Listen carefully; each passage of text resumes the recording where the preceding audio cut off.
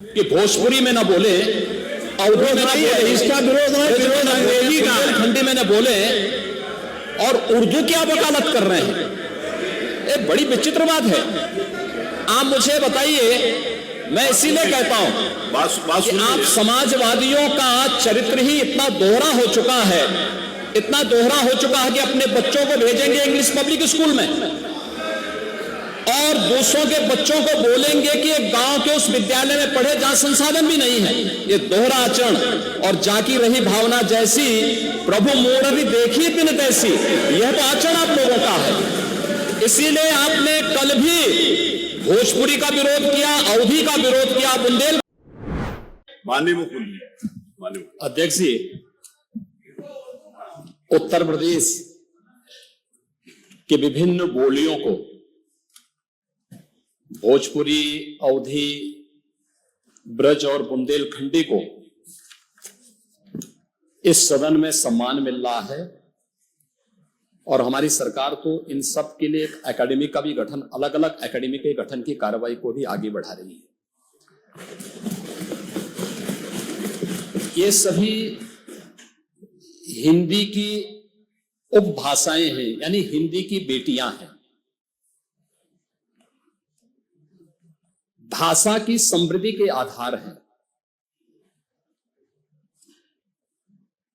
और हमें इसका स्वागत करना चाहिए। ये सदन साहित्य केवल विशुद्ध साहित्यिक और व्याकरण से के विद्वानों की नहीं है,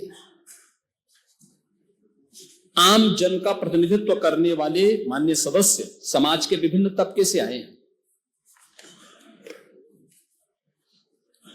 अंतिम पायदान पर बैठे हुए व्यक्ति की आवाज को भी इस सदन में मुखरता मिले, इसके लिए अगर किसी को हिंदी में वह धारा प्रवाह नहीं बोल सकता तो उसको भोजपुरी में भी अपनी बात को रखने का अधिकार मिलना चाहिए। अवधी में, ब्रज में या बुंदेलखंडी में उसको रखने का अधिकार मिलना चाहिए।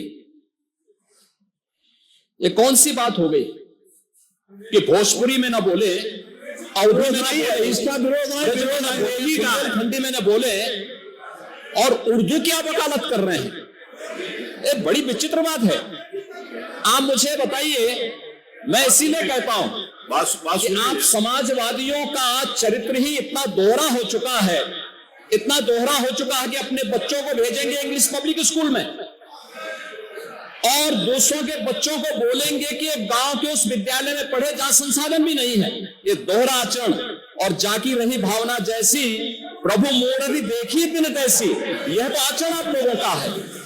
इसीलिए आपने कल भी भोजपुरी का विरोध किया, अवधी का विरोध किया, बुंदेलखंडी का विरोध किया और आप लोग अपने दैनिक जागरण में, दैनिक जीवन में इस प्रकार के आचरण के आदी हो चुके हैं।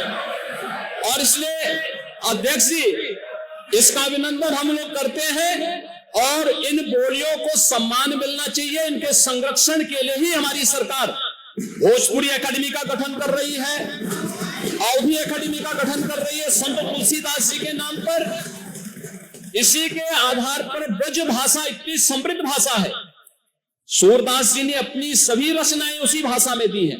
संत तुलसीदास जी ने अपनी कालजयी रचना रामचरितमानस, जो इस सदन में इन्हीं उत्तर भारत के अंदर और भारत से प्रवासी हुए जितने भी ऐसे लोग हैं जो मॉरिशस में या दुनिया के फिजी में या दुनिया के किसी देश में गए, उनके संकट काल में रामचरितमानस ही तुलसीदास जी का अवधी भाषा में रचा गया रामचरितमानस ही उनका सहारा बना था।